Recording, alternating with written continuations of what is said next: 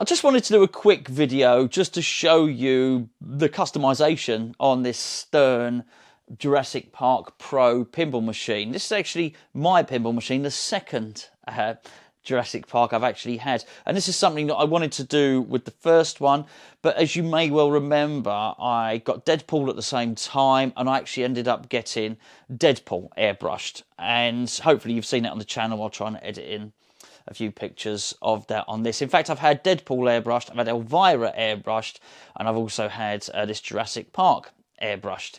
It's a big shame, actually. I'll never get to see three of them all in a row, but I'm pretty sure I won't stop here.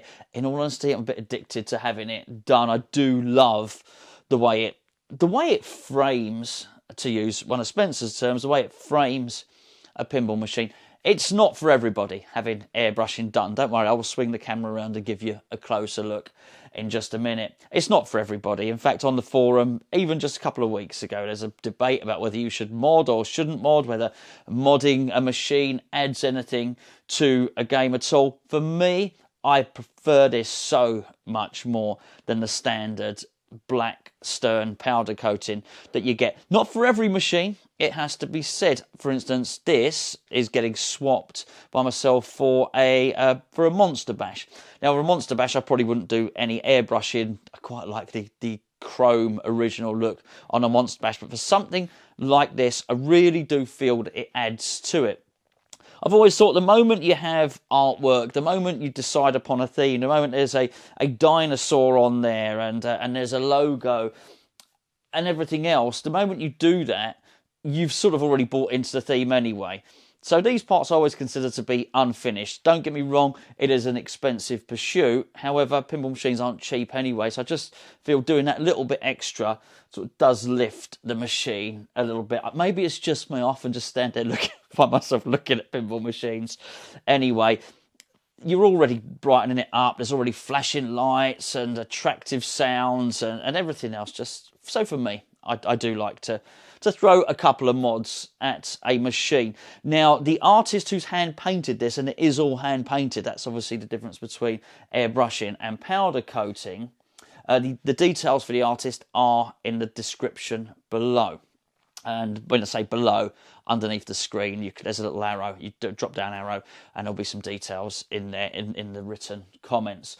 So what I've had done to this is I've got the powder coating side rails, the lock bar, the legs, as you can see, the coin door, the hinges have also been done. We'll get a close look in a second. And I've also done the speaker, where the speaker cabinets and where the screen is either side.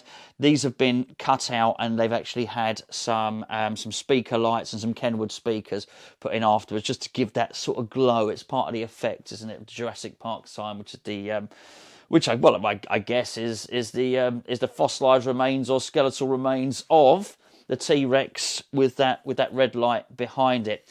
Let me spin the camera around, show you a few more of the details now, and yeah, hopefully you'll enjoy what I've done to the machine. And there we have the machine. Let's probably start by showing you the legs. Now, what I really like that Marco does is he'll give everything, not everything, but depending on what you ask for. And Marco's the artist, by the way.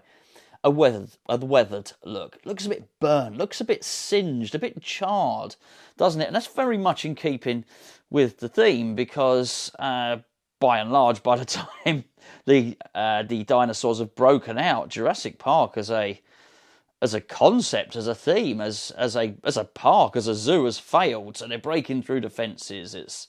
The electrics have gone. So I like that. I do like that part of it. It's a theme that continues throughout. So you can see on the coin door there, again, it looks like it's seen better days. Well, obviously it's brand new, but it's given it that look as well. And as you'll see from the plunger as well. Now, I should point out there are some additional mods. So you can get a plunger for there, which is it's the insect in amber, which is the mosquito in amber. If you're familiar with the books and with the film, you'll understand the relevance of that. And I do believe on the LE and the premium machines, they actually have an insect in amber on the pop bumpers. There's also a mod available from Collywobbles for that front door there, for the middle of the coin door, which I'll try and edit in some footage of. That's really nice. Just didn't manage to get it in time. I think the first thing I'll move to, so as you can see the side art on here. I really do hope the camera does this justice because it's so well done. It really is. We're going to have a look at the hinge in a second, but it really is in keeping with the theme. It's just beautiful, beautiful workmanship.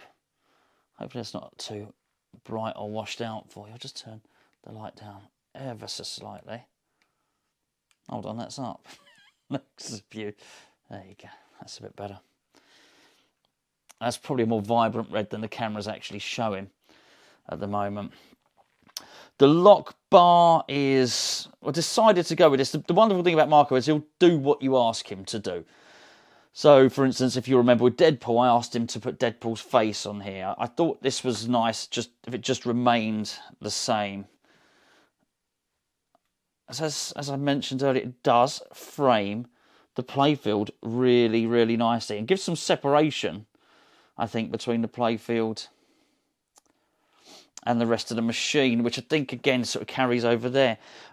If you look at the arc blades, I think the arc blades really stand out now against the armour.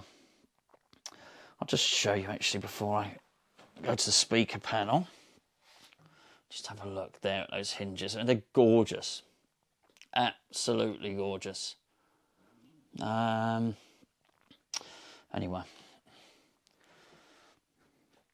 If you have a look there, just how wonderful is that? Now, as you can probably see, it says Vinci Airbrush at the top there. If you search for that, you can probably find Marco anyway. Just contact him directly. I'll tell you what, tell him you've watched this video and he might help me out and give me a discount on my next order if enough of you buy off of him. I haven't put the Jurassic Park, you know, like, because this is a Pro machine, haven't put that on yet. I didn't do it on Deadpool. I thought it looked better without. I will stick that on before it goes to its new owner, and then it's up to them if they keep it there or not. The lights are great. The lights, that you know, they're LED lights. You can turn them on to put on any setting you want. As I mentioned earlier, I just like the red. I'm just turning this light down a little bit there. Again, they probably look a little bit more vibrant in real life than they do just watching it through the screen of this camera here. Absolutely gorgeous that is there.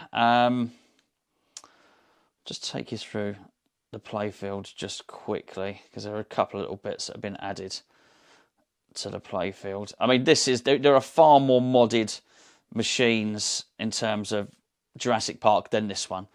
I mean, you can get the Raptor pen is obviously different on the Pro.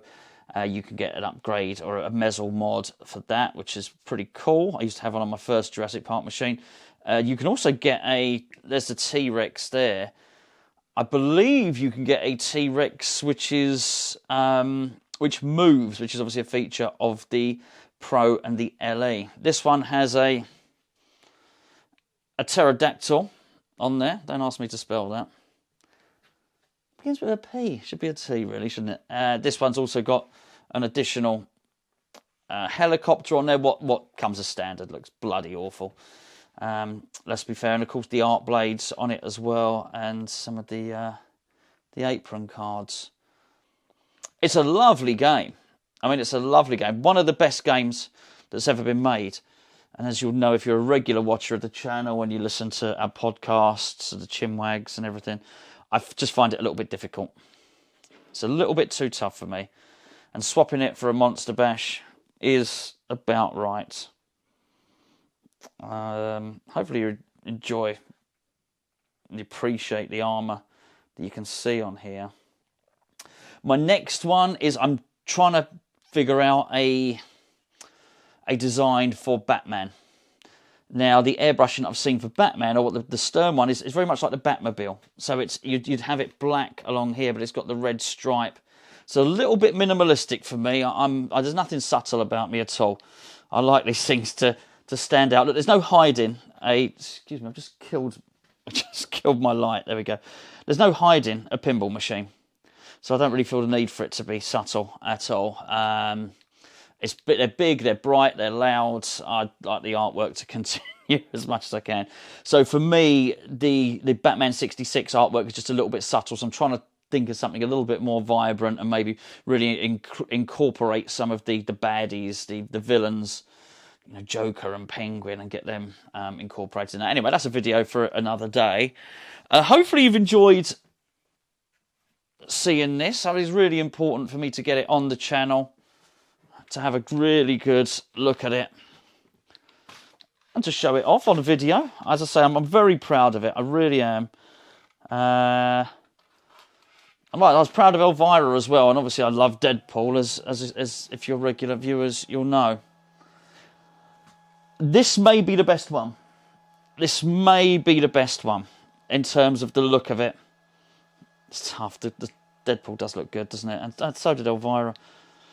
Yeah, it's tough to decide, really. The biggest problem with this is it's not my favourite game. I find myself playing the same 20% of the game and then all the balls draining. So it's time for something a little bit easier. But there you go. That is Jurassic Park. Wonderful game. This is how, look, I mean, everybody might have their own opinions. This is how LEs should be coming out on some of these Stern games. If you're going to do it, go the whole hog. Get your speaker cutout panels like that. Those are absolutely lovely. They'll look a lot better in real life than they look on there. It's hard to demonstrate quite how glossy and gorgeous and sinister looking they are. And hopefully you enjoy that. Look, warning, T-Rex inside. Absolutely brilliant. Great job by Marco. He really does have a wonderful habit of bringing ideas to life as well. I'd sent him a design for Godzilla as well. Obviously, I don't have one yet, but yeah, that looks really good as well. So hey ho, there we go. Anyway, thank you as always.